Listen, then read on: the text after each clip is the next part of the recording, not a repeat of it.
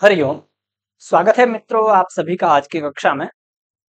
तो मुद्रा राक्षसम के अध्ययन क्रम में हम जैसा कि देख रहे थे कि जो सूत्रधार और नटी हैं वो आपस में वार्तालाप कर रहे हैं। जो चंद्र ग्रहण के बारे में बातचीत हो रही थी तो उसने कहा कि नटी ने पूछा कि इस चंद्र ग्रहण को इस धरती पर कौन मिटाना चाहता है। चंद्र पर लगने वाला जो ग्रहण है उसको धरती में कैसे समाप्त किया जा सकता है, ऐसा कौन है जो आवाज आ रही है। तो उसके बाद सूत्रधार ने कहा कि मैं अच्छी प्रकार से देखता हूं कौन कह रहा है कि मेरे होते हुए जो चंद्र को अभिभवितुम इच्छति, जो चंद्र को ग्रस्त करना चाहता है, चंद्र के ऊपर अपना प्रभाव डालना चाहता है, तो वो चंद्रगुप्त मौर्य समझ करके आचार्य चाणक्य आ जाते हैं। तो उनके आने के बाद इस शुद्ध श्लोक के माध्यम से जो कौटिल्य कुटिलमति इत्यादि जो ये श्लोक है इसके बारे में, इस श्लोक में चाणक्य के बारे में बताया गया है जो हमने पिछली कक्षा में देखा था। यहां पर हमारी जो प्रस्तावना है वो समाप्त हो गई थी। ठीक है, अब हम इसके आगे देखते हैं प्रस्तावना। उसने कहा नट सूत्रधार ने तद इतः आवाम गच्छामः, यदि अब चाणक्य आ गए हैं तो हम दोनों अब यहां से चले जाते हैं। तो वो चले जाते हैं, जैसे ही उतने में ही इस नाटक की जो प्रस्तावना है वो समाप्त हो जाती है।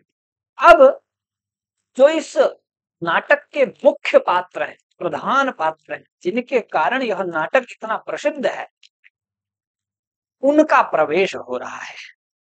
वो आ रहे हैं। अब वो आ रहे हैं तो वो कौन है, आते ही क्या उनका प्रवेश होता है। तो देखिए नाटककार ने उनके प्रवेश के लिए क्या लिखा हुआ है। ये वाली पंक्ति आपको दिखाई दे रही होगी, ये वाली इसमें लिखा हुआ है। उनका प्रवेश कराया हुआ है इस पंक्ति के माध्यम से। क्या लिखा है, ततः प्रविशति मुक्ताम शिखाम परामर्शन चाणक्य। अपनी मुक्त शिखा को, मुक्त शिखा मतलब खुली हुई शिखा है। ठीक है, मुक्त शिखा का मतलब है खुली हुई शिखा। अब शिखा का मतलब आप लोग जानते ही होंगे, जो लोग नहीं जानते हैं तो वो जाने। शिखा का मतलब होता है चोटी, जो ब्राह्मण प्रायः वर्तमान समय में रखते हैं। ठीक है, तो उस अपनी चोटी को खुली हुई चोटी। ठीक है, वैसे तो आचार्य चाणक्य ने यह प्रार्थना, यह एक प्रतिज्ञा की थी कि जब तक मैं नंद वंश का समूल विनाश न कर दूं तब तक मैं अपनी इस शिखा को नहीं बांधूंगा। समूल विनाश तो कर दिया है, परंतु समूल विनाश अच्छी प्रकार से नहीं किया है। कैसे नहीं, क्योंकि अभी विनाश करके राक्षस को प्रधान अमात्य भी तो बनाना है नंद वंश के राजा का। अब नंद वंश का राजा तो है नहीं, मौर्य वंश का राजा है, राजा बनने वाला है चंद्रगुप्त मौर्य। तो इसलिए अभी तक उन्होंने शिखा खोली है। तो उसको ऐसे परामर्शन, ऐसे स्पर्श करते हुए, अभी मेरी शिखा तो बंधी है, नहीं तो मैं भी आपको करके दिखा देता। तो उसको परामर्श, उसका स्पर्श करते हुए उनका प्रवेश होता है। किसका, आचार्य चाणक्य का। और प्रवेश करते ही वो एक वाक्य कहते हैं। वो वाक्य क्या है, वो वाक्य है चाणक्य कथयति कथय क एष मयि स्थिते चंद्रगुप्तम अभिभवितुमिच्छति पश्य।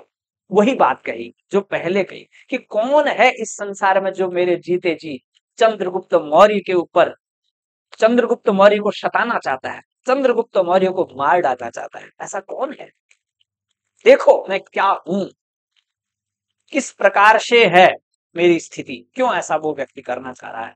कह रहा कि आस्वादित विरत शोणित शोण शोभा संध्यारुणाम विवकलाम शशलांछनस्य जृंभा विदारित मुखस्य मुखात् स्फुरंतीम को हर तुमिच्छति हरे परिभूय दर्शनाम।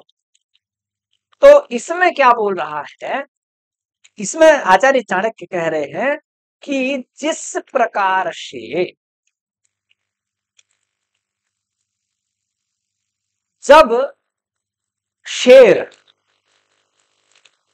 अपना मुंह खोलता है तो उस शेर मुंह क्यों खोलता है, जम्हाई लेने के लिए। जम्हाई जब हम लेते हैं ना, नींद इत्यादि आती है जब, या कभी हमें नींद पूरी नहीं होती है तो हमें नींद आती है तो मुंह खोलते हैं हम, जम्हाई जिसको बोला जाता है। तो इसमें आचार्य चाणक्य कह रहे हैं कि जम्हाई लेते हुए शेर के मुख से उसके दांतों को कौन निकालना चाहता है। अब इसकी तुलना चंद्रगुप्त मौर्य से कर लीजिए और शेर की तुलना आचार्य चाणक्य से कर लीजिए। कहने का मतलब है जिस प्रकार से शेर के मुख से उसके दांतों को कोई नहीं छीन सकता है, उसी प्रकार से मेरे पास से, मुझ आचार्य चाणक्य के पास से चंद्रगुप्त मौर्य को कोई नहीं छीन सकता है। ये इतनी सी बात इस श्लोक के माध्यम से कह रहे हैं, पर तरीका कहने का कितना अच्छा है। अन्वय के हिसाब से देखिए क्या कह रहे हैं। कह क्रियापद देखेंगे तो यहाँ पर है हर्तुम इच्छति, कह हर्तुम इच्छति, कौन है जो हरण करना चाहता है। किसका हरण करना चाहता है भाई। दष्ट्राम परिभूय, दृष्टाम परिभूय, दांतों को तोड़ करके या दांतों को मरोड़ करके, दांतों को निकाल करके, दष्ट्राम परिभूय हर्तुम इच्छति, कौन है जो दांतों को निकाल करके उनका समाप्त करना चाहता है। और वो दांत कैसी हैं, स्फुरंतीन, स्फुरित होती हुई है। अब द्वितीय एक वचन के जो भी विशेषण होंगे वो इस दांत दष्ट्राम के ही विशेषण होंगे। वो कैसे हैं वो दांत, देखिए वो है आस्वादित विरद शोणित शोण शोभाम, अर्थात आस्वादित कर लिया है हाथी के खून को, उस खून से लाल हो गई है शोभा जिसकी, ऐसी दांत है वो। क्योंकि जो शेर है वो हाथी के गर्दन में, गंडस्थल में वार करता है। तो शोणित एक शब्द यहाँ पर रक्त के लिए प्रयोग किया गया है और दूसरा शोण शब्द लाल रंग के लिए प्रयोग किया, थोड़ा सा दांत भी पीले पीले या लाल लाल रंग के होते हैं ना शेर के दांत, तो उसके बारे में बोला गया है। तो वो और कैसे, शशलांछनस्य संध्यारुणाम कलाम, दूसरा विशेषण है शशलांछनस्य। शशलांछन किसको बोलते हैं, शश बोलते हैं खरगोश को, लांछन का मतलब होता है कलंक, चिन्ह, अर्थात खरगोश का जैसा चिन्ह है जिसका, किसका है, चंद्रमा का। शशि भी जिसको बोलते हैं ना, शशि, शशः अस्ति अश्य शशि, तो शशलांछनस्य। और संध्या के समान अरुण, एक तो चंद्रमा का बोला, चंद्रमा के समान, सायकालीन चंद्रमा के समान अरुण कला की तरह है। अर्थात जिस समय चंद्रमा की कला सायंकाल में एकदम पीले वर्ण की या लाल लाल कलर की थोड़ा बहुत इस प्रकार की हो जाती है, इस कला की तरह है स्फुरित होते हुए, इस कला की तरह दिखते हुए उस शेर के मुख से कौन दांतों को खींचना चाहता है। और ये भी लिखा है ना, हरे है मुखात। प्रश्न आ सकता है कि हरे है यहाँ पर किसका अर्थ है। हरे है इत्यर्थ, इत्यत्र का अर्थ विष्णु भी आ जाएगा, शिव भी आ सकता है, कृष्ण भी आ जाएगा, पर अर्थ है शेर, सिंहस्य।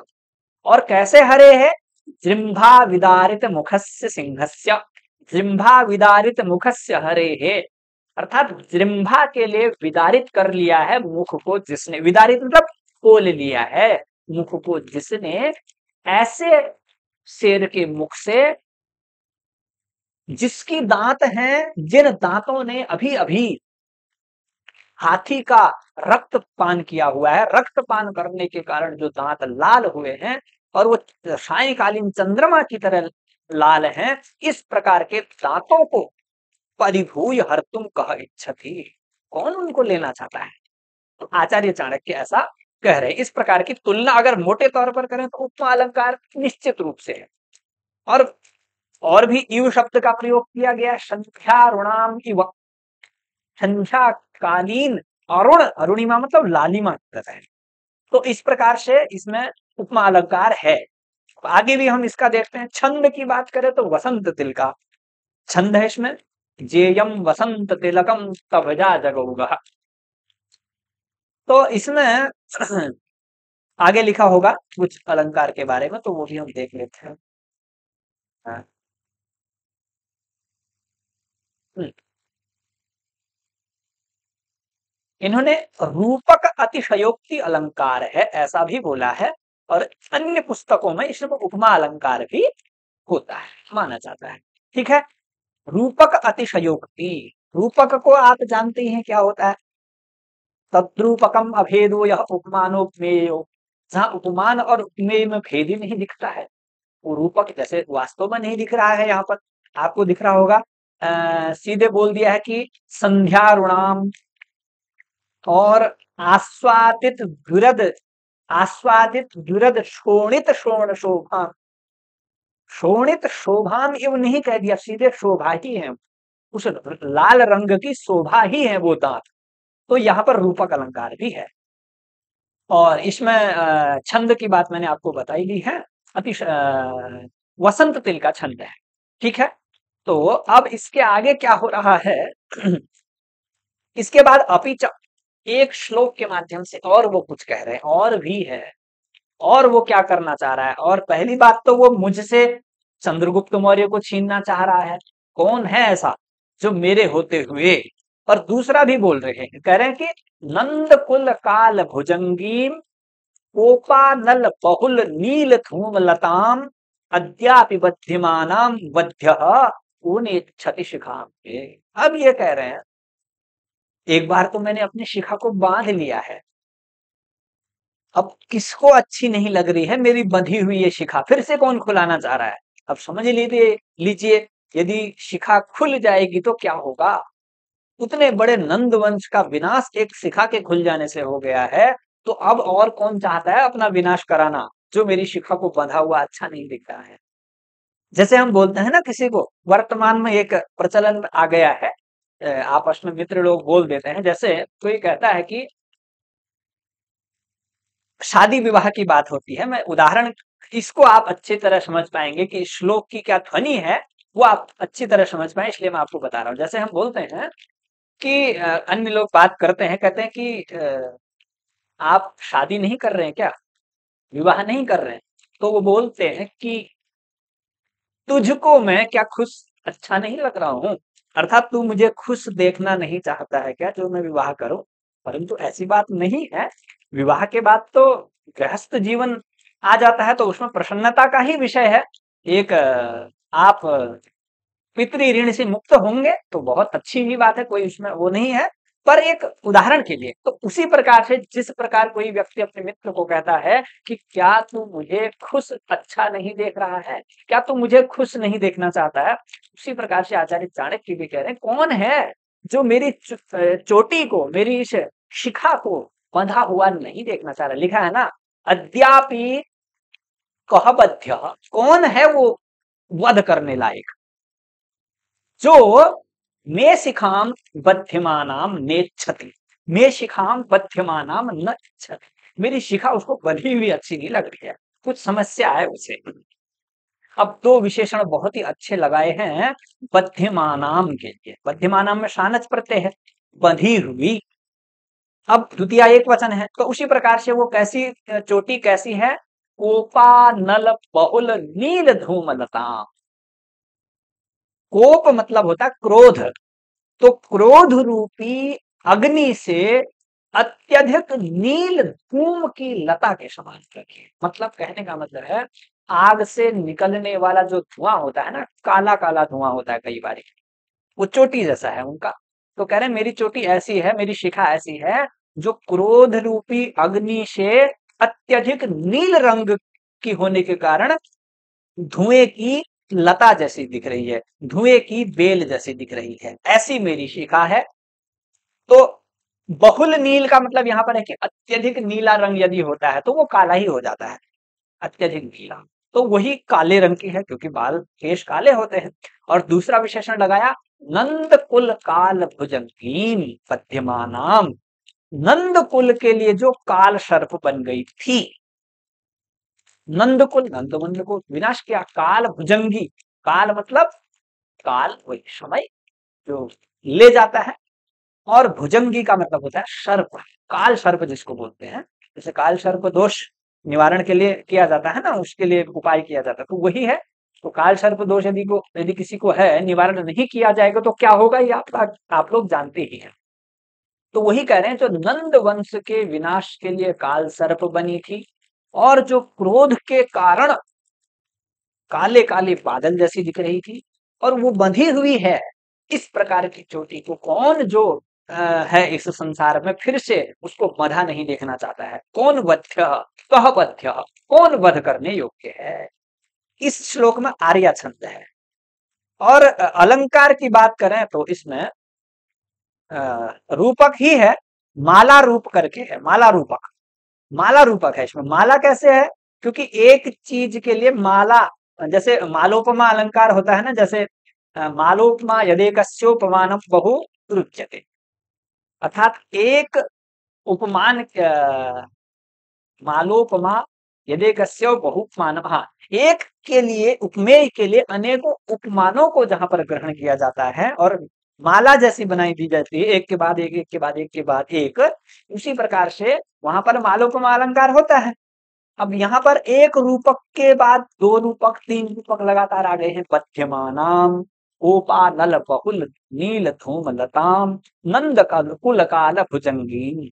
तो यहाँ पर रूपक माना, रूपक अलंकार कर सकते हैं मोटे तौर पर। और इसमें कौन सा छंद है, आर्या छंद है। ठीक है, तो अब ये आचार्य चाणक्य आकर के अभी तो इतना ही कह रहे हैं कि ऐसा ऐसा है, कौन है वो जो मेरी चोटी को बधा नहीं देखना चाहता है, एक बात में ऐसा। अब इसके आगे भी फिर बहुत ही अच्छा वर्णन है, क्या क्या हो रहा है। अब हम इसको अग्रिम कक्षा में देखेंगे, क्योंकि वीडियो लंबा न करना यही मेरा उद्देश्य है। ठीक है, तो अभी के लिए बस इतना ही। अच्छी प्रकार से पढ़िए, जहां पर कुछ समझ में नहीं आता है कमेंट करके पूछ सकते हैं। ठीक है, बाकी तैयारी में आप लोग लगे रहिए, अपने मित्रों को भी शेयर करिए कक्षा को, कि आप लोग भी इसका लाभ लें। तो ठीक है, आप सभी का धन्यवाद। नमो नमः।